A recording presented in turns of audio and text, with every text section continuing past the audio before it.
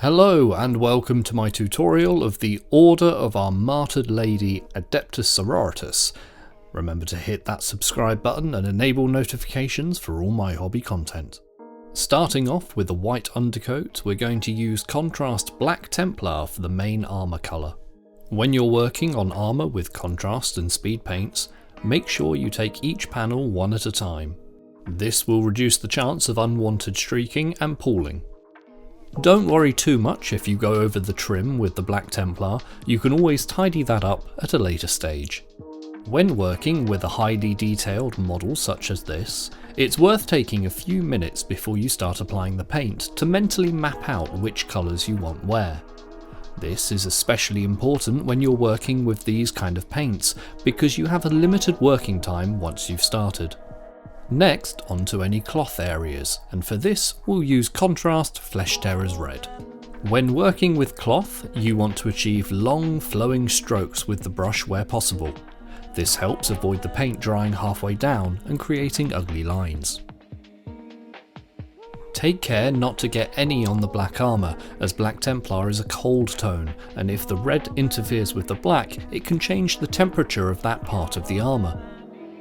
Now onto the first sections of trim, and we'll be using Speed Paint Polished Silver.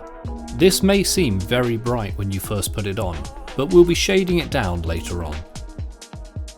Take care when working with the Speed Paint Metallics, as they can be very runny, and if you're not careful you'll end up with metal flakes running along unwanted seams. We can hide this with dark shading later, but we want to avoid it as much as possible. After you're happy with the silver, it's on to the finer details of the trim, and for this we'll use Speed Paint Golden Armour.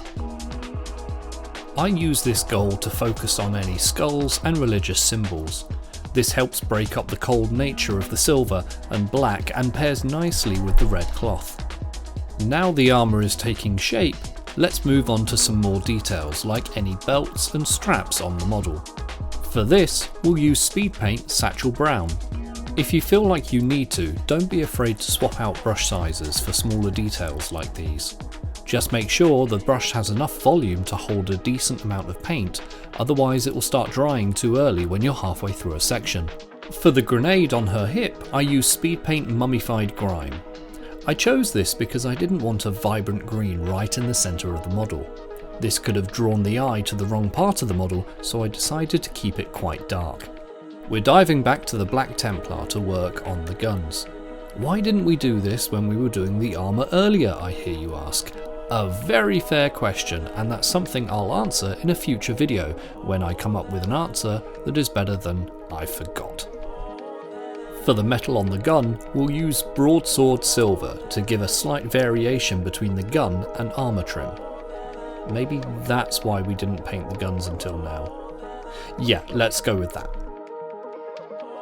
If you prefer brighter paint schemes, then feel free to skip this step, but I'm a fan of grimdark, so I'm using Rattling Grime slightly thinned and going over the whole model apart from the face, hair and base. If you find the shade is too dark, you can use a damp brush to soak up some of the excess before the paint starts drying. Onto the skin, and for this model I'll be using Contrast Guilliman Flesh for a light skin tone. When working with skin tones, try to coat the model with a few passes with the paintbrush as possible. These are very transparent paints, and it can become quite obvious when the paint starts to dry and you keep working it, resulting with drying lines across the skin.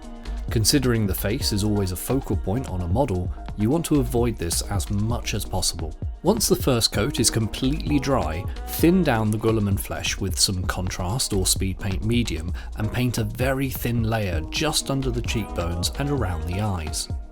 This will give some added depth to the face. You can always repeat this if you want those shadows to be darker. Just be sure to let each layer dry fully, otherwise the paint might reactivate. Let's add some colour into that face with some contrast Magos Purple. Thin this down with water this time and put a fine glaze around the eyes and the mouth. This will help shift the tone of the skin and prevent it from looking too flat. Next, grab some Speed Paint Princess Pink and we'll use a small amount of this to add some more colour to the lips. Next we'll start work on the eyes, and we'll start with Contrast Black Legion. Many people find eyes quite intimidating, and I was certainly one of them, but I found this technique really helped my confidence. With a fine brush, carefully paint solid black onto the main area of the eye. This is going to act as not only a shade, but it will help make the eyes really stand out on the finished model. Once you're happy with the black parts of the eyes, grab your best white paint. For me, that's Bold Titanium White from Pro Acryl. Now paint the eye, but leave a ring of black from the previous layer all around the edge.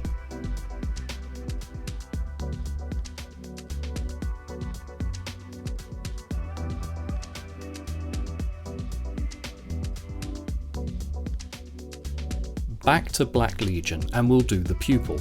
With this, really take your time and be aware of where you want your model to be looking. It's useful to give the model an imaginary focal point to help guide your decision. For me, I chose for the eyes to be looking straight ahead. Next for the hair, and for this we'll grab Contrast Apothecary White.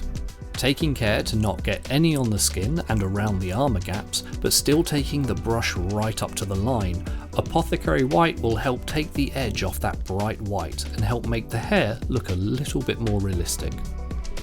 On to the basing, and I use Contrast Garagax Sewer, but you can use whatever paint best fits the battlefield you're fighting on. All you need to do now is paint the rim of the base with a Baden Black or any other matte black paint. Add some grass tufts and your battle sister is ready for war. I hope you found this tutorial useful. What other models would you like to see? Let me know in the comments below, and don't forget to like, share and subscribe for more hobby content.